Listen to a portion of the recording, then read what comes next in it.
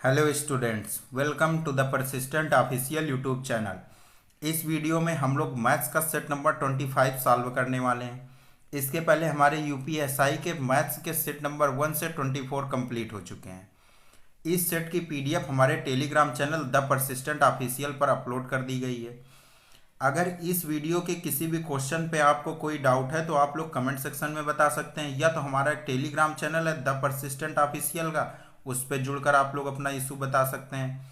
दोनों ग्रुप की लिंक इस वीडियो के डिस्क्रिप्शन पे दी हुई है। चलते हैं क्वेश्चन नंबर 1 के साथ। 4 सप्ताह की अवधि के दौरान आवश्यक वस्तुओं पर एक परिवार का साप्ताहिक औसत इतना था।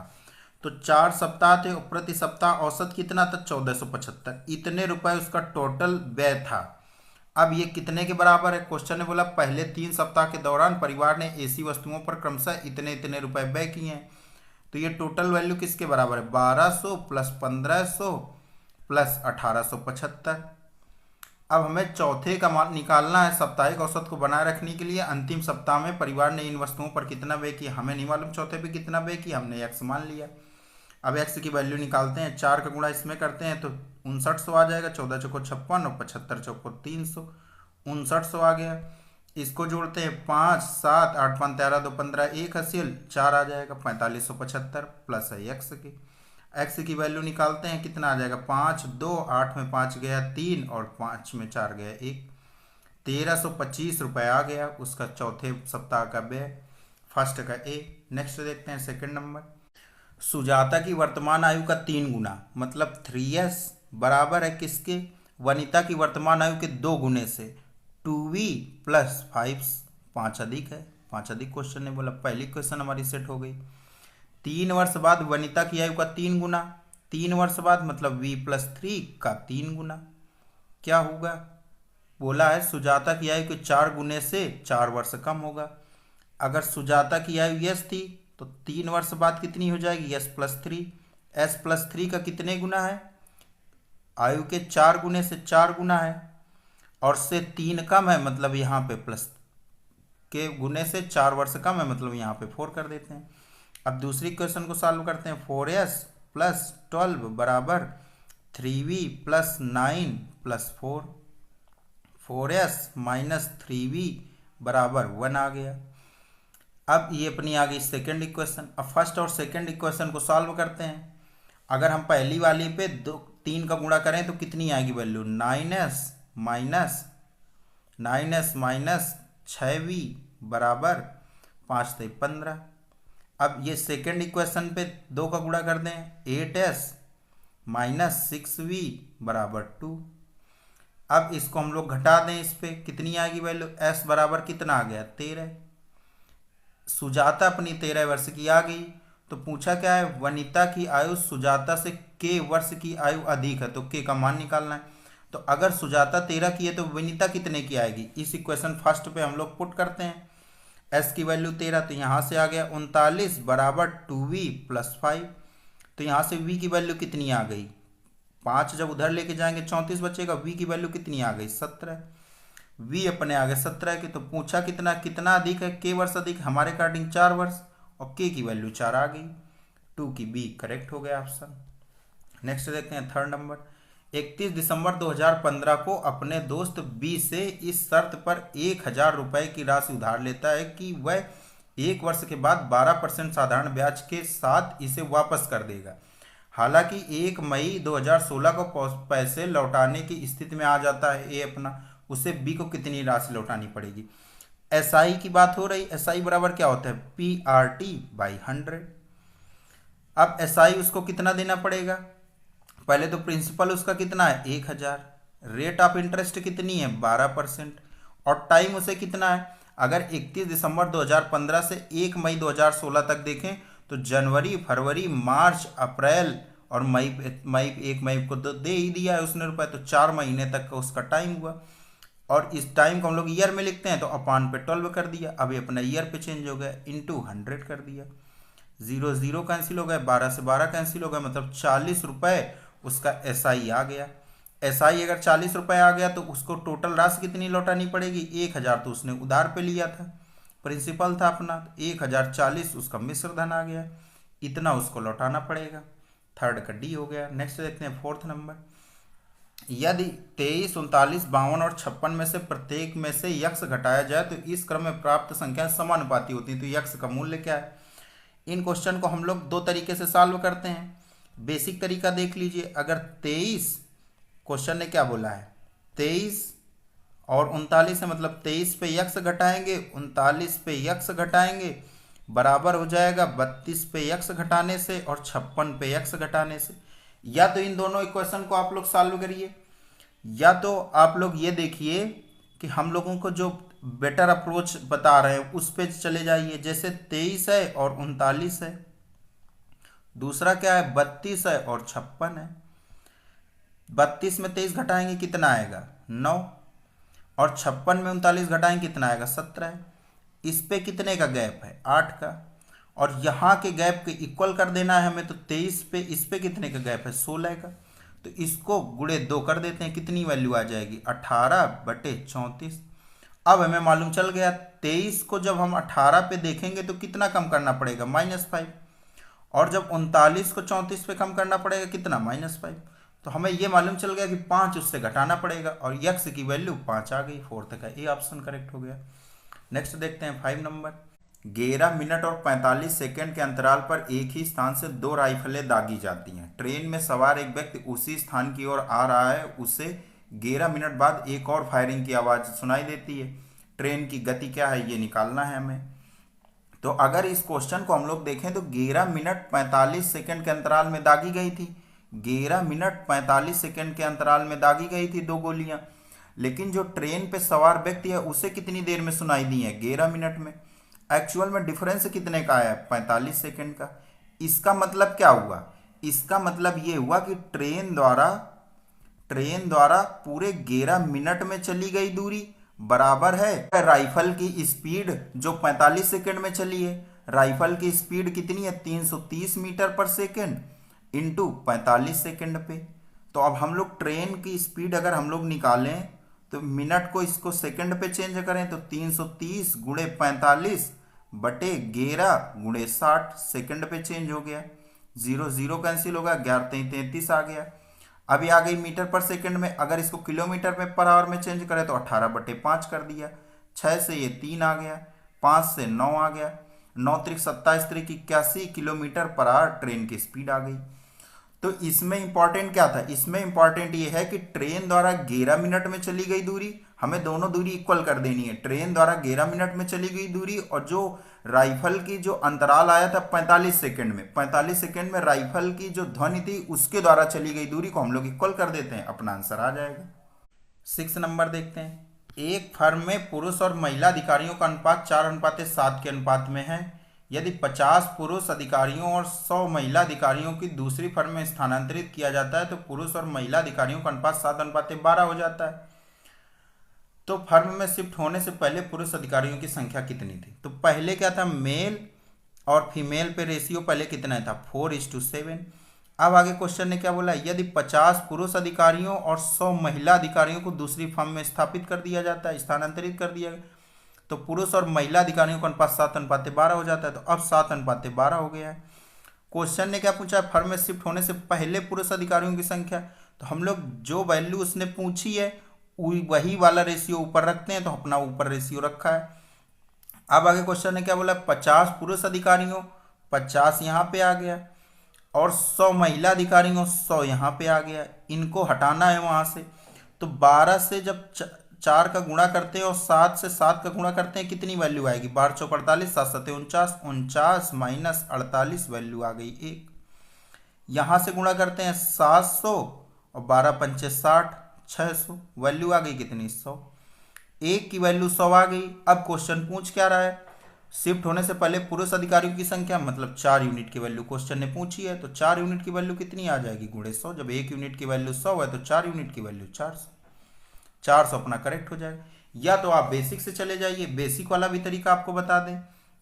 पहले किस रेशियो पे था 4 और 7 पे, तो हमने मान लिया 4x और 7x रेशियो पे थे। अब 4x मेल से कितने चले जाते हैं 50 और फीमेल से कितने चली जाती हैं 100। अब इनका अनुपात क्या बचता है 7/12। या तो आप यहाँ से x की वैल्यू निकाल लें। जो आपको तरीका सही समझ में आए, जिस पे टाइम बच जाए। हमारे अकॉर्डिंग तो टाइम आपका इस वाले तरीके पे बचेगा, तो इस वाले तरीके की आप प्रैक्टिस करते रहिए। 7 नंबर देखते हैं। एक दुकानदार क्रय मूल्य पर 20% लाभ की गणना करता है और दूसरा विक्रय मूल्य पर। यदि दोनों 3,000 रुपये में बेचे गए माल पर 20% के लाभ का दावा करते हैं तो लाभ में उनका अंतर क्या होगा। अब इस क्वेश्चन को देखते हैं। तो पहले अगर हमने सीपी और एसपी लिख लिया, अगर दुकानदार एक और दुकानदार दो, दो दुकानदार थे।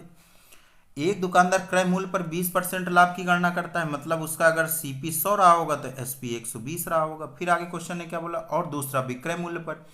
दोनों 3,000 रुपये में बेचे गए माल, मतलब अगर एसपी इसका 120 रहा होगा तो दूसरे का भी 120 है, क्योंकि दोनों के एसपी बराबर है। अगर 120 रुपये इनका एसपी है और क्वेश्चन ने क्या बोला है, दूसरा विक्रय मूल्य पर लाभ की गणना करता है, तो 20% का इसका लाभ लेने के लिए कितनी आएगी वैल्यू 20% की, 24 रुपये। अब अगर 24 रुपये प्रॉफिट है, एसपी है अपना 120, तो सीपी कितना आ जाएगा, 120 में 24 घटाएंगे 96। अब आगे क्वेश्चन ने क्या बोला, तो लाभ में उनका अंतर क्या होगा। 100 से 120 जाने में 20 रुपये का प्रॉफिट हुआ पहले को, दूसरे को 120 और 96 का डिफरेंस कितना आया, 24 का प्रॉफिट हुआ दूसरे को। तो क्वेश्चन ने क्या पूछा है, तो उनके लाभ के अंतर क्या है ये पूछा है। तो 4 है उनके लाभ का अंतर, 24 दूसरे को हुआ, पहले को 20, तो 4 है डिफरेंस। अब आगे वैल्यू किसकी दी है, यदि दोनों 3,000 रुपये में बेचे गए माल पर, मतलब 120 यूनिट, क्योंकि यहाँ पे हम लोगों ने यूनिट पे 120 माना है, लेकिन क्वेश्चन ने 3,000 रुपये दिए हैं, तो 120 यूनिट की वैल्यू कितनी है, 3,000। हम लोग डिवाइड करते हैं, 4 से 12 से 12 कैंसिल हो गया, 0 से 0 कैंसिल हो गया, 100 रुपये उसका करेक्ट आंसर आ गया, 7 का बी। नेक्स्ट देखते हैं 8 नंबर। ए कार का 50% 16 दिनों में कर सकता है, बी कार का 1/4 भाग 24 दिनों में कर सकता है। तो पहले तो इनका टाइम निकाल लें। ए जब 50% 16 दिनों में कर रहा था तो 100% उससे 2 गुना काम, 50 से 2 गुना गुणे 2 करना पड़ेगा, तो 16 से 2 गुना 32 टाइम लगेगा, 32 डेज। तो ए का हमें मालूम चल गया, ए 32 दिन लगेगा। अब बी के बारे में क्वेश्चन ने क्या बोला है, बी कार का 1/4 भाग 24 दिनों में करता है, बी कार का 1/4 भाग 24 दिनों में करता है, तो बी टोटल काम कितने दिनों में करेगा, 24 को 96। हमें बी की भी वैल्यू मालूम चल गई कि 96 दिन में करेगा।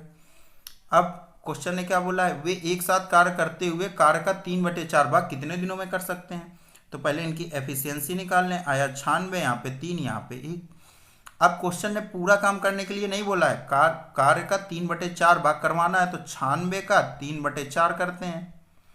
फिर अब करवाना किससे है, वे एक साथ कार्य को शुरू करते हैं, तो कार्य दोनों मिल के करना है, तो 3 1 4 एफिशिएंसी उनकी आ गई, 4 चौको 16, छक्का 96, 36 18, अपना करेक्ट आंसर आ गया, 8 का डी। नेक्स्ट देखते हैं 9 नंबर। जब एक छोटी संख्या एक बड़ी संख्या को विभाजित करती है तो हमें 6 का भागफल और 5 का शेष फल प्राप्त होता है। तो पहले इसको सेट करते हैं। फर्स्ट नंबर अगर सेकंड नंबर को डिवाइड कर रही है, अगर फर्स्ट नंबर हम छोटी संख्या मान लें, जब एक छोटी संख्या एक बड़ी संख्या को विभाजित करती है, सेकंड नंबर को हमने बड़ी संख्या मान ली, फर्स्ट नंबर को हमने छोटी मान ली। तो क्वेश्चन ने क्या बोला, तो हमें 6 का भागफल, मतलब 6 यहाँ पे आ रहा है और 5 रिमाइंडर पे बच रहा है। अब यदि दोनों संख्याओं के बीच का अंतर 1540 है, क्वेश्चन ने बोला है कि सेकंड, क्योंकि सेकंड को हमने बड़ी मानी थी, सेकंड माइनस फर्स्ट की वैल्यू 1540 है, क्वेश्चन ने बोला है। तो हमें क्या निकाल, तो छोटी संख्या की वैल्यू निकालनी है। तो अगर इससे हम लोग सेकंड नंबर को निकालें तो कितनी आएगी वैल्यू, सेकंड नंबर बराबर हो जाएगी 6 गुणे फर्स्ट नंबर प्लस 5, ये आ गई हमारी सेकंड नंबर की वैल्यू। अब अगर सेकंड नंबर की वैल्यू यहाँ से पुट कर दें इसमें, तो अपनी फर्स्ट की वैल्यू निकल आएगी। सेकंड की वैल्यू यहाँ से कितनी आएगी, 1540 प्लस फर्स्ट बराबर 6 गुणे फर्स्ट प्लस 5, मतलब 5 गुणे फर्स्ट की वैल्यू कितनी आ जाएगी, 1535 आ गई। अब फर्स्ट की वैल्यू कितनी आ गई, फर्स्ट की वैल्यू कितनी आ गई, 5 3 15, 5 7 35, 307। जो अपनी छोटी संख्या थी वो 307 आ गई, और छोटी संख्या की वैल्यू निकालनी थी, सी अपना करेक्ट हो गया, 9 का सी। नेक्स्ट देखते हैं 10 नंबर। 90 लीटर के एक मिश्रण में दूध से पानी का अनुपात 4:1 है। 90 लीटर का मिश्रण है और मिल्क और वाटर का रेशियो कितना है, 4:1। अब आगे क्वेश्चन ने क्या बोला, 90 लीटर के एक अन्य मिश्रण में दूध से पानी का अनुपात 3:2 है, दूसरे में कितना है 3:2 है। अब आगे क्वेश्चन ने क्या बोला, दोनों मिश्रणों में दूध की मात्रा के बीच धनात्मक अंतर कितना है। तो पहले इसमें देखिए, पहले वाले पे जो 4 और 1 के रेशियो में था 90 लीटर था, दूसरे वाले में 4, 3 और 2 के रेशियो पे था 90 लीटर। अब अगर हमें अंतर देखना है उनके बीच पे कितने का दूध पे कितने का अंतर पड़ेगा, तो या तो हम लोग डायरेक्ट चेक कर लें, कैसे, 4 1 5, 5 यूनिट की वैल्यू 18, 5 यूनिट की वैल्यू 90, तो 1 यूनिट की वैल्यू है 18, और 4 में 3 का डिफरेंस भी उनके मिल्क में 1 का है, तो 18 आ गया, अपना करेक्ट आंसर 18 आ जाएगा। या अगर आप डायरेक्ट नहीं समझ पा रहे हैं तो आप लोग ऐसे भी कर सकते हैं, अगर पहले 90 लीटर था और 4 और 1 के रेशियो पे था तो वैल्यू कितनी आ जाएगी, 5 से इसको डिवाइड करेंगे 18, 18 चौको 72 आ गया मिल्क, और वाटर आ गया 18। सेकंड पे अगर हम लोग देखें 3 और 2 के अनुपात में थे तो 18 3 54 इसमें आ गया, और 18 दूना 36 वाटर आ गया। अब इस पर डिफरेंस पूछा है तो 12 में 4 गया 8 और 6 में 5 गया 1, 18 आ गई अपनी वैल्यू, 10वें का बी। नेक्स्ट देखते हैं 11 नंबर, ए और बी एक व्यवसाय में 3:5 के अनुपात में कुछ राशि निवेश करते हैं, तो इन्वेस्टमेंट का रेशियो कितना है 3:5 ए और बी का। अब आगे क्वेश्चन ने क्या बोला, 6 महीने के बाद सी व्यवसाय में बी के बराबर निवेश करके जुड़ जाता है। सी जब जुड़ रहा है उनसे तो वह तो 6 महीने बाद आ रहा है, लेकिन बी के बराबर निवेश करता है, हमने मान लिया 5 यूनिट बी की थी तो 5 यूनिट सी की हो गई, और 6 महीने बाद आ रहा है। अब आगे क्वेश्चन ने क्या बोला, वार्षिक लाभ को ए बी सी के बीच में बांटा जाना है, तो अगर सी 6 महीने बाद आ रहा है और टोटल 12 महीनों के लिए रुपए लगाना है, तो सी को कितने महीने तक लगाएगा 6 महीने तक, और बी कितने महीने तक, क्योंकि बी के बारे में बताया नहीं क्या किया, तो वो टोटल 12 महीनों तक लगाएगा, और ए 12 महीनों तक। ये अपना गया इन्वेस्टमेंट इनटू टाइम, और यही अपना प्रॉफिट के बराबर होता है, इन्वेस्टमेंट इनटू टाइम प्रॉफिट के बराबर होता है। अब 5 से या 6 से इसको डिवाइड करें, यहाँ पे 2 आ गए, यहाँ पे 2 आ गया, मतलब 6:10:5 पे हैं उनका प्रॉफिट। और क्वेश्चन ने भी पूछा था किस अनुपात में साझा किया जाना चाहिए, तो अपना बी करेक्ट हो गया, 6:10:5। नेक्स्ट देखते हैं 12 नंबर, जब किसी सरल भिन्न को इस प्रकार के भिन्न का इस प्रकार है कि भिन्न का वर्ग करके उसके अंश को 25% बढ़ाया जाए, ठीक है, तो हमने सरल भिन्न मान लिया x/y। अब आगे क्वेश्चन ने क्या बोला है, इस प्रकार है कि भिन्न का वर्ग करके, मतलब x² और y², ये आ गया भिन्न का वर्ग। अब उसके बाद क्या बोला, उसके अंश को 25% बढ़ाया जाए, अंश को अगर 25% बढ़ाना है मतलब 1.25 करना है, और आगे क्या बोला, हर को 32% कर दिया जाए, मतलब 1.32 नहीं 32% कर दिया जाए बोला है, तो 0.32 आ गया, 0.32 आ गया, 32% से बढ़ाना नहीं है, केवल 32% कर देना है, तो 0.32 आ गया। अब आगे क्वेश्चन ने क्या बोला है, तो इसका परिणाम 5/8 मिलता है, मतलब इसकी वैल्यू 5/8 के बराबर है, तो मूल भिन्न के अंश और हर का गुणनफल क्या होगा, तो दशमलव अगर यहाँ से हटाएं तो हट गए, 8 से यहाँ पे 4 आ गया, और 5 से यहाँ पे 25 आ गया, तो x²/y² की वैल्यू कितनी आ गई 4/25, तो x/y की वैल्यू कितनी आ गई 2/5। अब क्वेश्चन ने क्या पूछा है, मूल भिन्न के अंश और हर का गुणनफल क्या है, 5 और गुणे 2 करना है, कितनी वैल्यू आएगी 10, 12 का बी करेक्ट हो गया। नेक्स्ट देखते हैं 13 नंबर, एक व्यक्ति एक वस्तु को 15% की हानि पर बेचता है, यदि वह इसे 30.6 रुपये अधिक में बेचता तो उसे 9% का लाभ होता। मतलब क्वेश्चन ने क्या बोला कि सीपी पे 24% की वैल्यू 30.6 है। क्यों सीपी के 24% की वैल्यू, क्योंकि 15% जो हानि हुई है वह अगर अपना सीपी 100% रहा होगा तो उस पर हानि होके बेचा उसने 85 का है। अब अगर 9% का लाभ हुआ है, 9% का अगर लाभ हुआ है, यहाँ पे तो 15% की हानि हुई तो 85 पे बिक गया, अगर 9% का लाभ हुआ है तो कितने पे बिका होगा 109 पे, तो 109 और 85 डिफरेंस कितना है 24, तो सीपी के 24% की वैल्यू 30.60 रुपए है। तो क्वेश्चन ने क्या पूछा 10% का लाभ प्राप्त करने के लिए, अब अगर सीपी पे 10% का लाभ प्राप्त करना है मतलब 110 पे बेचना पड़ेगा, तो अल्टीमेटली 110 की वैल्यू क्वेश्चन ने पूछी है, 110 की वैल्यू क्वेश्चन ने पूछी है, 24 की वैल्यू क्वेश्चन ने 30.60 दी है। अब इसको डिवाइड करते हैं, दशमलव अगर हम लोग हटाएं तो यहाँ पे नीचे पे डबल जीरो लग जाएंगे, एक जीरो इससे कैंसिल हो गया, एक जीरो इससे कैंसिल हो गया, अब अगर अपने आंसर पे चेक करें तो आंसर पे 11 का मल्टीपल आना है, क्योंकि नीचे से कटेगा नहीं, 11 कहीं कटने वाला नहीं, तो 11 का मल्टीपल आएगा। तो अपना अब अपने ऑप्शन पे चेक करते हैं, 1 और 1 यहाँ से तो अपना कटेगा नहीं, यहाँ चेक करते हैं 5 5 10 1 11, 3 2 5 ये भी नहीं 11 का मल्टीपल है, 0 1 आ गया और 4 ये भी नहीं मल्टीपल है, अपना ए करेक्ट हो जाएगा। या तो आप गुणा करके चेक कर लीजिएगा, ए अपना करेक्ट हो जाएगा। नेक्स्ट देखते हैं 14 नंबर। एक बस टर्मिनल में 10 मिनट के अंतराल के साथ 20 किलोमीटर प्रति घंटा की गति से गुजरती हैं, ठीक है। उस व्यक्ति की गति क्या होगी जो टर्मिनल की ओर जा रहा है यदि केवल 8 मिनट के साथ बस से मिलता रहता है। तो अभी पिछले क्वेश्चन में जो टाइम एंड स्पीड का आया था उसमें भी इसी तरह का कुछ क्वेश्चन था। तो कैसे हम लोग इसको करते हैं, दूरी बराबर दूरी करेंगे, दूरी बराबर दूरी करेंगे। पहले तो हम ये लोग देख लेते हैं कि उनका अंतराल कितने का है, पहले 10 मिनट में, फिर 8 मिनट में, अंतराल कितने का है 2 मिनट का। तो जो बस थी, बस द्वारा चली गई दूरी 2 मिनट में, तो 20 किलोमीटर पर आवर से स्पीड थी, 2 मिनट में चली गई दूरी बराबर है वह व्यक्ति द्वारा 8 मिनट में चली गई दूरी, वह व्यक्ति द्वारा मान लिया मेन द्वारा चली गई दूरी 8 मिनट के बराबर है। ये क्वेश्चन ने बोला है।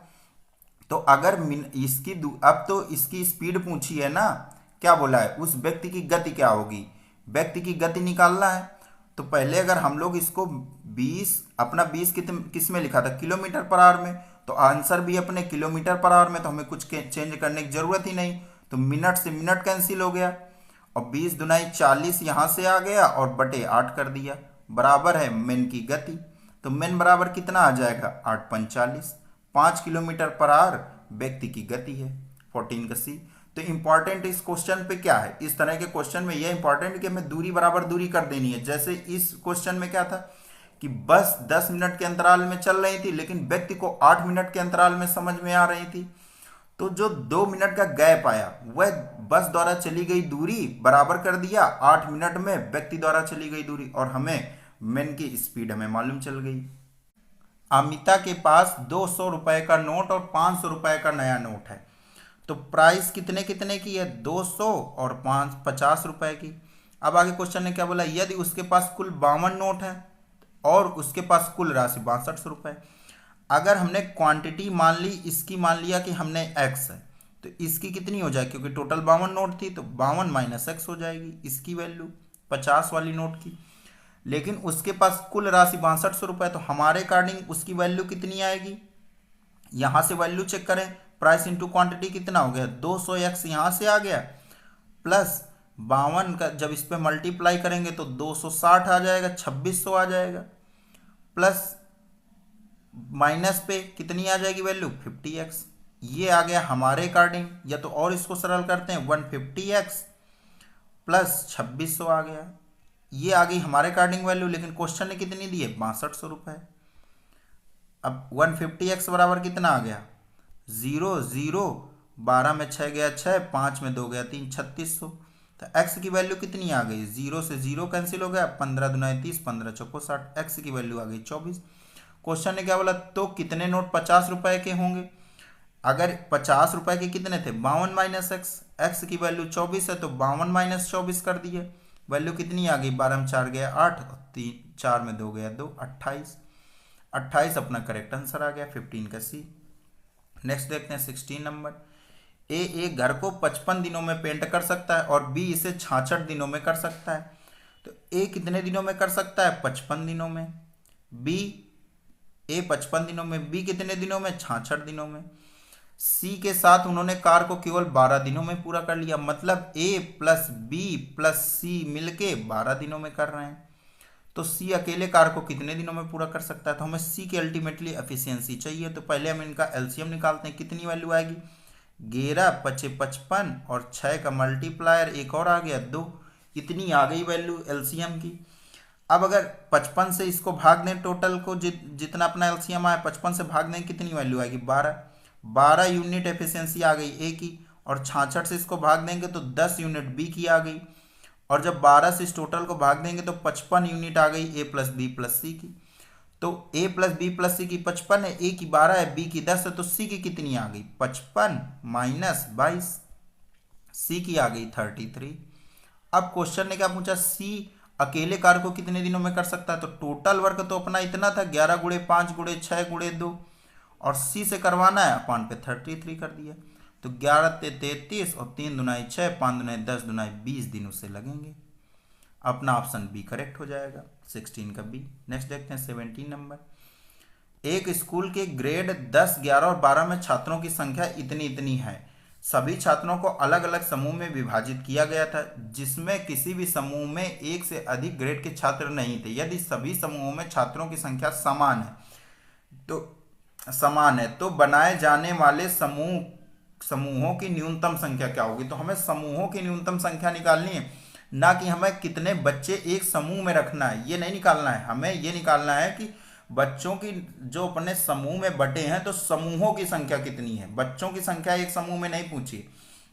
तो अपनी वैल्यू क्या थी, 348, 256 और 480। अब इनका एचसीएफ निकालते हैं। एचसीएफ कितना आ जाएगा, 4 से सब कट रही है, 4 आ गया। इसके अलावा कुछ एचसीएफ आएगा, क्योंकि ये बन जाएगा 4 से 4 छंग 24, 4 चौको 16, ये बनेगा 4 बट 32 और 4 सत्ते 28। जैसे 87 बन गया और इस पे 3 का मल्टीप्लायर नहीं है और 29 का भी नहीं, मतलब 4 एचसीएफ आएगा अपना। अब हमें अगर बच्चों की संख्या पूछता है कि न्यूनतम कितने बच्चे रख सकते हैं या मैक्सिमम कितने बच्चे रख सकते हैं, तो अपना 4 आ जाता है। लेकिन क्वेश्चन ने क्या पूछा है कि समूहों की संख्या निकालनी है, तो मतलब 4 से 348 में कितने समूह बनेंगे, 348 बटे 4 करेंगे, हमें मालूम चल जाए कितने समूह बनेंगे। कितने बनेंगे, 87। और जब 256 बटे 4 करेंगे, इससे हमें समूह मालूम चल जाए कितने बनेंगे, 64। और जब 480 बटे 4 करेंगे, कितने समूह बनेंगे, 120। और टोटल समूहों की संख्या पूछी है तो 7 4 11 1 हासिल और 271 आ जाएगा अपना। डी अपना करेक्ट हो गया। नेक्स्ट देखते हैं 18 नंबर। एक समद्विबाहु त्रिभुज का आधार 6 सेंटीमीटर है और इसका परिमाप 16 सेंटीमीटर, इसका क्षेत्रफल क्या है। तो अगर ये अपना समद्विबाहु त्रिभुज है और बेस उसने 6 सेंटीमीटर बोला है, तो अगर इसके मिडिल से यहाँ पे लंब डालें तो ये अपनी आ गई 3 यूनिट की और ये आ गई अपनी 3 यूनिट की, क्योंकि ये विभाजित करता है बराबर बराबर भागों में। तो 3 3 की ये आ गई और इसका परिमाप 16 सेंटीमीटर है। तो अगर 6 सेंटीमीटर ये है तो ये दोनों भुजाएं मिला के 10 सेंटीमीटर है और समद्विबाहु त्रिभुज है, इसका मतलब ये 5 है, ये 5। अगर ये 90 डिग्री का था अपना लंब, तो ये 3 है, ये 5 है, तो ट्रिपलेट से ये 4 आ गया। अब हम केवल इसका पहले हम अपना क्षेत्रफल निकालें, और क्योंकि दोनों सिमिलर हैं, दोनों बराबर हैं, सर्वांग है, तो हम लोग इनको डबल कर देंगे, इस वाले क्षेत्रफल की वैल्यू, अपना आंसर आ जाएगा। तो क्षेत्रफल निकालते हैं, 1/2 इंटू बेस 3 है इंटू हाइट है 4। ये अपना एक ट्राइंगल का आ गया। अब इस पे 2 का गुणा कर देते हैं, अपने दोनों ट्राइंगल का आ जाएगा। 2 2 से गुणा कर भाग कर दिया, अब आ गया है 12। 12 उसका क्षेत्रफल होगा समद्विबाहु त्रिभुज का। 18 का डी करेक्ट हो गया। नेक्स्ट देखते हैं 19 नंबर। पहले वर्ष के लिए 10% प्रतिवर्ष की दर से, दूसरे वर्ष के लिए 5% प्रतिवर्ष और तीसरे के लिए 20% प्रतिवर्ष की दर से 15,000 रुपये का चक्रवृद्धि ब्याज कितना होगा, ये हमें निकालना है। तो प्रिंसिपल अपना कितना है, 15,000 रुपये। फर्स्ट ईयर पे 10% वर्क कर रहा है, तो 10% इसका कितना होगा, 1,500 रुपये। पहले साल 1,500 रुपये ब्याज मिला। सेकेंड ईयर में क्या बात हुई है कि उसमें 5% का ब्याज मिलता है, तो 15,000 का 5% कितना हो गया, 750 रुपये। लेकिन दूसरे साल में जो पहले साल का ब्याज मिला था 1,500 रुपये, उस पर भी ब्याज मिलेगा, तो 1500 का 5% कितना होता है, 75, इतना और ब्याज मिलेगा। अब थर्ड ईयर पे हम लोग पहुंचते हैं।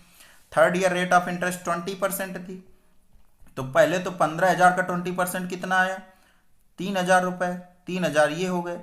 अब 1,500 का कितना आया 20%, 300 रुपये। अब 750 का 20% कितना आएगा, 75 दुना 150, 150 रुपये। और 75 का कितना आएगा 20%, 1/5, 15। अब इतना टोटल उसका चक्रवृद्धि ब्याज है। अब इसका हम लोग योग करते हैं, कितनी आएगी वैल्यू, 75 और 15 को जब जोड़ेंगे कितना आ गया, 90 आ गया। अब 1500 और 3,000 आ गया 4500, 45 3 4800, 4800 प्लस 750 और 150 करेंगे 900 आ गया, प्लस 90, योग करते हैं 48 9 57, 5790, उसका चक्रवृद्धि ब्याज 3 सालों का टोटल आ गया। डी अपना करेक्ट हो जाएगा। नेक्स्ट देखते हैं 20 नंबर। मोटर बोट और धारा की गति का अनुपात 36:5 है। ठीक, ए धारा की दिशा में एक दूरी तय करने में 5 घंटे 10 मिनट लेता है, तो शुरुआती बिंदु पर वापस आने में उसे कितना समय लगेगा, ये हमसे पूछा है। तो अगर मोटर और धारा की गति, स्पीड की गति कितनी है, 36 और 5 के अनुपात में है, तो अगर हम लोग डाउन स्ट्रीम स्पीड और अप स्ट्रीम स्पीड का रेशियो देखें, तो अगर डाउन स्ट्रीम में जा रहा है तो 36 5 41 हो जाएगा, और अप स्ट्रीम स्पीड पे जाएगा तो कितना बचेगा, 31। अब आगे क्वेश्चन ने बोला है क्या है कि शुरुआती बिंदु पर वापस आने, मतलब डिस्टेंस उसकी कांस्टेंट है। अगर डिस्टेंस कांस्टेंट रहती है तो स्पीड बराबर क्या हो जाता है, स्पीड डायरेक्टली प्रोपोर्शनल 1/t के होती है। तो अगर 41 और 31 का स्पीड का रेशियो उनका आ गया, तो टाइम का रेशियो उनका कितना रहा होगा, 31 और 41 का। ठीक है, अब क्वेश्चन ने क्या बोला है, ए धारा की दिशा में एक दूरी तय करने में 5 घंटा 10 मिनट लेता है। तो ये तो अपनी थी डाउन स्ट्रीम स्पीड, ये अपना टाइम का रेशियो, मतलब 31 की वैल्यू क्वेश्चन ने 5 घंटा 10 मिनट दी है, तो हमसे 41 की वैल्यू पूछी है। अब जो पूछा गया ऊपर, बताया गया नीचे, 31 इंटू, अब 5 घंटा 10 मिनट को हम लोग चेंज कर लेते हैं मिनट में, तो कितना आ जाएगा, 56 से 30 और 10 31। ये वैल्यू दी थी 31 की, तो 310 आ गया, 31 से 31 कट गया, मतलब वैल्यू कितनी आ गई, 410 मिनट उसे लगेंगे। 410 मिनट का मतलब 6×36 और 50 मिनट बचेंगे, 6 घंटा 50 मिनट आ जाएगा करेक्ट आंसर उसका, डी करेक्ट हो जाएगा 20 का। नेक्स्ट देखते हैं 21 नंबर। एक बल्लेबाज 8 पारियों का कुछ औसत होता है, वह 9वीं पारी में 100 रन बनाता है, तो औसत 9 रन से बढ़ जाता है, उसका वर्तमान औसत ज्ञात करना है। तो अगर क्वेश्चन ने क्या बोला, एक बल्लेबाज 8 पारियों में कुछ औसत होता है, हम लोग एलिगेशन से ऐसे क्वेश्चन को डील करते हैं। हमने मान लिया 8 पारियों में उसका औसत यक्स रहा होगा। ठीक, अब वह 9वीं पारी में 100 रन बनाता है, मतलब एक पारी में 9वीं इंडिविजुअल एक पारी है, उस पर 100 रन बना है, तो अब क्या इम्पैक्ट पड़ा है, तो औसत 9 रन बढ़ जाता है, मतलब अब औसत कितना ओवरऑल हो जाता है, x+9। तो अगर x+9 पे x घटाएंगे, मतलब आया 9, 9 की वैल्यू, एक की वैल्यू 9 है, तो 8 की वैल्यू 9 गुना हो जाएगी 72, 8 की वैल्यू आ गई 72। तो अगर 100 में 72 घटाएंगे तो कितनी वैल्यू आएगी, 100 में 72 घटाएंगे, मतलब x+9 की वैल्यू कितनी आ जाएगी, 28। तो इसी की वैल्यू क्वेश्चन ने पूछा था, उसकी वर्तमान औसत कितनी है, 28 आ जाएगी। नेक्स्ट देखते हैं 22 नंबर। दो रेलगाड़ियां समान दिशा में चल रही हैं, ठीक, जिनकी लंबाई क्रमशः 110 मीटर और 90 मीटर है। तेज ट्रेन की गति 40 किलोमीटर प्रति घंटा है। यदि यह धीमी ट्रेन को 144 सेकंड में पार करती है, तो धीमी ट्रेन की गति ज्ञात करनी है। तो हम लोग क्या फार्मूला लगाते हैं, डिस्टेंस अपॉन स्पीड बराबर टाइम। इस फार्मूले से हम लोग इसको सेट करते हैं। क्या बोला है, जिनकी लंबाई 110 मीटर और 90 मीटर है, तो डिस्टेंस कितनी हो गई, 110 + 90। अब वो समान दिशा में चल रहे हैं, क्वेश्चन ने बोला समान दिशा में, मतलब उनकी जो स्पीड हो जाएगी वो माइनस हो जाएगी, क्योंकि समान दिशा में चल रही ना, तो रिलेटिव स्पीड माइनस हो जाएगी। अब क्वेश्चन ने क्या बोला था, तेज ट्रेन की गति 40 किलोमीटर प्रति घंटा है, मतलब 40 माइनस अगर दूसरी धीमी ट्रेन की यक्स मान लें, तो इतनी आ गई स्पीड। अब ये अपनी किलोमीटर प्रति घंटा में, तो इसको मीटर पर सेकंड में चेंज कर लें, 5/18 कर दिया। उसको टाइम कितना लगा है, 144 सेकंड का। अब इससे हम लोग एक्स की वैल्यू निकाल लें, तो 110 और 90 कितना आ गया, 200 अपॉन 40 माइनस एक्स बराबर आ गया 144 गुणे 5/18। 18 8 144 होता है, 8×5 = 40 आ गया, और 40 से यहाँ पे 5 आ गया, मतलब वैल्यू 5 बराबर आ गई 40 माइनस एक्स के। तो एक्स बराबर कितना आ गया, 35। एक्स आ गया अपना 35 किलोमीटर पर आवर पे। नेक्स्ट देखते हैं 23 नंबर। 40 किलो केक के 5 व्यक्तियों ए बी सी डी और ई के बीच इस तरह से वितरित किया जाता है कि इसका 15% ए को दिया जाता है। अगर केक अपना 100% हम लोग पहले मान लें, तो ए को कितना मिला है, 15%, या 100% माने या 100 माने। अगर 100 हम लोगों ने मान लिया तो ए को मिला है 15, बी को कितना मिला है 25%, सी को, बी का हमें नहीं पता है, सी को 25% मिला है। फिर 30% ई को कितना मिला है 30%, और 20% डी को कितना मिला है 20%। तो जो अपना बचा बी को कितना मिला होगा 25 और 15 40 30 70 और 20 90 मतलब 10 बी को मिला होगा। अब क्वेश्चन ने क्या बोला, यदि 1 किलो केक की कीमत 150 रुपए है, 1 kg की कीमत कितनी है 150 रुपए है, तो प्रत्येक व्यक्ति उसके द्वारा प्राप्त हिस्से के अनुसार भुगतान करते हैं, ठीक है। तो बी और ई दोनों द्वारा मिलाकर भुगतान की गई राशि कितनी है, बी और ई द्वारा भुगतान की गई राशि कितनी है, तो 40 है 100 में। अगर 100 टोटल केक रहा होगा तो उसमें 40 केक मिला है बी और ई को, ठीक है। अब क्वेश्चन ने क्या बोला है, तो बी और ई दोनों द्वारा मिलाकर भुगतान की गई राशि कितनी है। तो पहले तो हम निकाल लें कि ये जो 40 हम लोगों ने 100 माना था, तब 40 यूनिट बी और ई को मिला के आया है। तो पहले तो एक्चुअल 40 kg के केक में निकाल लें कि हम लोगों को इतना कितना मिलेगा। तो 40 की वैल्यू हमें निकालनी है और 100 की वैल्यू जो हमने लेट की थी वो 40 kg के बराबर है, इंटू आ गया 40, 0 0 कैंसिल हो गया, मतलब 16 kg केक बी और ई को मिला होगा, 16 kg। अब हमें रुपए में चाहिए, तो 16 kg मिला था और 1 kg की वैल्यू है 150, वैल्यू कितनी आ गई 15 छक्का 90 9 अस्सी 15 का 15 9 24, 2400 उसका करेक्ट आंसर 23 का बी आ गया। नेक्स्ट देखते हैं 24 नंबर, अगर y का 8/5% x है, मतलब y इंटू 8/5% को हमने 100 कर दिया अपान पे, बराबर है x के, तो y बाई एक्स की वैल्यू कितनी है 500/8। अब क्वेश्चन ने क्या पूछा, तो x कितना प्रतिशत है y का, तो x का कितना प्रतिशत y है, x का कितना प्रतिशत y है, मतलब कि 500/8 गुणे 100। x का कितना प्रतिशत y है, x का, x को नीचे भेज दिया और ऊपर 500 y की वैल्यू रख दी, इंटू 100 लगा दिया, तो मतलब 50,000/8 कितनी वैल्यू आ गई 8 छंग 48 और 8 दुनाई 16 8 45 6250% करेक्ट आंसर आ गया उसका 24 का ए। नेक्स्ट देखते हैं 25 नंबर, किसी संख्या का 40% दूसरी संख्या के 30% से 330 अधिक है। तो किसी संख्या का हमने मान लिया संख्या x और y, तो x का 40% मतलब x इंटू 2/5 बराबर है दूसरी संख्या के 30% से, y के 3/10 से 330 अधिक है। अब आगे क्वेश्चन ने क्या बोला, यदि दूसरी संख्या ऊपर उल्लिखित अंतर के 3 गुना से 90 कम है, मतलब दूसरी संख्या y है और दूसरी संख्या ऊपर उल्लिखित अंतर के 3 गुना से 90 कम है, तो 330 है अंतर, तो 330 का 3 गुना करेंगे 990 आ गया, तो 990 से 90 कम है क्वेश्चन ने बोला, तो y की वैल्यू कितनी आ गई 900। अब क्वेश्चन ने क्या पूछा है, तो पहली संख्या के 4/5वें हिस्से का मान दूसरी संख्या का कितना प्रतिशत है। तो पहले तो हम y की वैल्यू आ गई, तो हम लोग x की वैल्यू निकाल लें। x की वैल्यू अगर निकालते हैं तो कितनी आएगी, x गुणे 2/5 बराबर है 900 9 त्रिक 2700/10 प्लस 330, मतलब 2x/5 की वैल्यू कितनी आ गई, यहाँ से 0 0 कैंसिल हो गया और 3 2 5 1 600, तो x की वैल्यू कितनी आ गई 2 से यहाँ 3, x की वैल्यू आ गई 1500, x की वैल्यू हमें 1500 मालूम चल गई।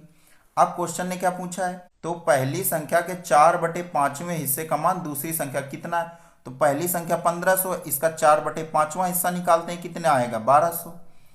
अब क्वेश्चन ने पूछा था कि पहली संख्या का 4/5वां हिस्से का मान दूसरी संख्या का मतलब अपान पे दूसरी संख्या जाएगी, दूसरी संख्या क्या थी 900, और पहली संख्या का जब 4/5 की आ गई 1200 इंटू 100, वैल्यू करते हैं 1200/9 मतलब 4/3 मतलब 133.33%, करेक्ट आंसर अपना बी हो गया। नेक्स्ट देखते हैं 26 नंबर, एक टंकी में 3 पाइप PQR हैं, केवल P इसे 5 घंटे में भर सकता है। P कितनी देर में भर सकता है 5 घंटे में। फिर क्या बोला, Q इसे 6 घंटे में, फिर R इसे 10 घंटे में खाली कर सकता है, R 10 घंटे में खाली कर सकता है। तो इनका एलसीएम कितना आया 30, यहाँ से आ गया 6 यूनिट, यहाँ से आ गई एफिशिएंसी 5 यूनिट, इसकी आ गई 3 यूनिट, ये खाली कर रहा था तो हमने -3 मान लिया। अब क्वेश्चन ने क्या बोला, इन पाइपों को क्रमशः सुबह 6 बजे 7 बजे और 8 बजे खोला जाता है, इसी क्रम में हर पाइप को बारी बारी से एक एक घंटे के लिए खोला जाता है। टंकी किस समय भर जाएगी? क्वेश्चन ने बोला कि 6 बजे पाइप पी को खोला गया, तो 6 बजे अगर पाइप पी को खोला गया था तो पाइप पी 7 बजे तक, क्योंकि एक एक घंटे सब काम कर रहे हैं, तो पाइप पी 1 घंटे 6 बजे अगर स्टार्ट किया गया था तो 1 घंटे में पाइप पी ने कितना काम किया है? 6 यूनिट काम हो गया। फिर क्यू, अगले घंटे क्यू ने काम किया तो 5 यूनिट काम हो गया, और अगले घंटे आर ने काम किया है तो -3 हो गया। मतलब 3 घंटे में टोटल काम कितना हुआ है? 8 यूनिट। 6 5 11 में 3 घटाएंगे 8 यूनिट। 3 घंटे में 8 यूनिट काम हो रहा है। मतलब अगर हम लोग 6 बजे स्टार्ट कर रहे हैं तो जब 9 बजे होंगे, 8 बजे तीसरा पाइप खोला गया, अगर 9 बजे तक 8 यूनिट, 9 बजे तक 8 यूनिट काम हो रहा है, हमें टोटल काम कितना कराना है? 30 यूनिट। तो 9 बजे तक 8 यूनिट हो रहा है, तो 3 घंटे में 8 यूनिट होता है। देखिए क्या क्वेश्चन ने भी यहाँ पे हम लोगों ने निकाले थे, 3 घंटे पे 8 यूनिट हो रहा है, तो 9 बजे तक 8 यूनिट हो गया। अब अगले 3 घंटे में 12 बजे तक 16 यूनिट हो गया। अब अगले 3 घंटे पे 15 बजे तक, मतलब 3 बजे तक कितना हो गया? 24 यूनिट। अब 3 बजे तक 24 यूनिट हो चुका है। अब किसका नंबर है? पी का, क्योंकि पी से स्टार्ट कर रहे थे। और पी 1 घंटे में कितना भर रहा है? पी 1 घंटे में 6 यूनिट भर रहा है। तो जैसे ही 24 36 अगले घंटे पी को खोला तो 30 यूनिट अपना काम हो गया। तो 3 बज गए थे पहले और 1 घंटा लग गया पी को, तो टोटल कितने घंटे लग गए? 4 घंटे। करेक्ट ऑप्शन अपना सी हो गया। नेक्स्ट देखते हैं 27। एक जिले में कुल नागरिकों के 10% को अपराध की सजा मिली है, परंतु कुल अपराधियों में से 20% अपराध करने के बाद भी बच जाते हैं, तो नागरिकों की कुल संख्या के कितने प्रतिशत अपराधी हैं? तो क्वेश्चन ने क्या बोला? कुल नागरिकों के 10% को अपराध की सजा मिली। अगर हम लोग टोटल नागरिक सिटीजन्स हम लोग मान लें 100, तो 10 लोगों को सजा मिली है, 10 लोगों को सजा मिली है। ठीक है, अब आगे क्वेश्चन ने क्या बोला है? परंतु कुल अपराधियों में से 20% अपराध करने के बाद भी बच जाते हैं। अगर 20% बच जाते हैं मतलब 80% को सजा मिली है, 80% को सजा मिली है, तो टोटल जो अपने क्रिमिनल थे, टोटल क्रिमिनल, उनका जो 80% है वही 10 के बराबर है, क्योंकि 10 लोगों को सजा मिली। और क्वेश्चन ने क्या बोला था बाद में? पहले इस लाइन को कायदे से पढ़िए, कुल अपराधियों में से 20% अपराध करने के बाद भी बच जाते हैं, मतलब 80% को सजा मिली है टोटल क्रिमिनल में। जो टोटल क्रिमिनल रहे होंगे उनके 80% को सजा मिली है, और जो सजा मिली है वो कितने हैं? टोटल का 10% है। कुल नागरिकों में 10% को अपराध की सजा मिली, तो हमें टोटल क्रिमिनल निकालना है। तो टोटल क्रिमिनल बराबर क्या हो जाएगा? 10 गुणे 100 बटे 80 परसेंटेज पे था। 0 0 कैंसिल हो गया, 100 बटे 8 आ गया। इसकी वैल्यू कितनी होती है? 12.5। और अगर 100 सिटीजन पे 12.5 टोटल क्रिमिनल आ गए तो परसेंटेज कितना आ गया? 12.5, 27 का ए। एक दुकानदार किसी वस्तु के अंकित मूल्य पर 20% की छूट देता है, फिर भी उसे 20% का लाभ होता है। यदि दुकानदार छूट ना दे तो उसे कितने प्रतिशत का लाभ होगा? अगर MP/CP से करते हैं, MP/CP इंटू फ्रैक्शन बराबर SP/CP। तो MP कितना है? अंकित मूल्य पर 20% की छूट देता है और फिर भी उसे 20% का लाभ होता है, तो MP/CP लिख लिया, और फ्रैक्शन 20% की छूट देता है, एक्चुअल में 80% पे बेच रहा होगा, मतलब 4/5 हो गई फ्रैक्शन, बराबर है 20% का लाभ हो रहा है। अगर CP उसका 5 था तो SP 6 है। 5 से 5 कैंसिल हो गए, यहाँ 3 आ गए, यहाँ 2 आ गए, मतलब MP/CP का रेशियो क्या है? 3/2। अब क्वेश्चन ने क्या बोला? यदि दुकानदार छूट ना दे तो उसे कितने प्रतिशत का लाभ होगा? अगर छूट नहीं दे रहा मतलब MP पे बेच रहा तो 1 यूनिट का लाभ होगा। CP उसका 2 है, इंटू 100 आ गई वैल्यू 50%। सी अपना करेक्ट हो गया, 28 का सी। नेक्स्ट देखते हैं 29 नंबर। 2445 का 184% माइनस 2600 का 172% प्लस 2075 का 84% क्या होगा? तो इसमें कोई कॉन्सेप्ट का यूज नहीं हो रहा है, इसको आप लोग डायरेक्ट गुणा करके निकाल लेना, या तो हम लोग बता दे रहे हैं कैसे करना है। 2445 गुणे 184 और अपान पे 100 माइनस 2600 गुणे 172 अपान पे कितना आ जाएगा? 100 प्लस 2075 गुणे 84/100। इससे आप लोग सॉल्व कर लेना जितना आंसर आए। नेक्स्ट देखते हैं 30 नंबर।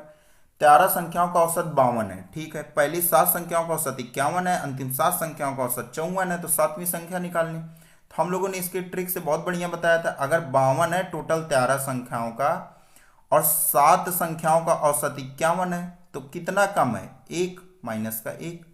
और अगली 7 संख्याओं का कितना है? 54। कितना ज्यादा है? प्लस का 2। तो 7 का अगर सब पे -1 है मतलब -7 आ गया, और 7 संख्याओं में सब में +2 है तो मतलब प्लस का 14 आ गया। मतलब कितना आ गया रिजल्टेंट? प्लस का 7। और जैसे ही प्लस का 7 आ गया, हम लोग अपने औसत पे जोड़ देते हैं। 52 7 59, 7वीं संख्या आ जाएगी 30 का सी। Okay, thank you. Set number 25 अपने आज से कंप्लीट हो चुके हैं। सेट नंबर 1 से 25 कंप्लीट हो गए यूपीएसआई की। इस वीडियो के किसी भी क्वेश्चन पे अगर आप लोगों को कोई डाउट है तो कमेंट सेक्शन में अपना डाउट बता सकते हैं। हम लोग अपना बेस्ट प्रयास करेंगे कि आपका डाउट रिजॉल्व हो जाए। ओके, मिलते हैं नेक्स्ट वीडियो पे सेट नंबर 26 पे।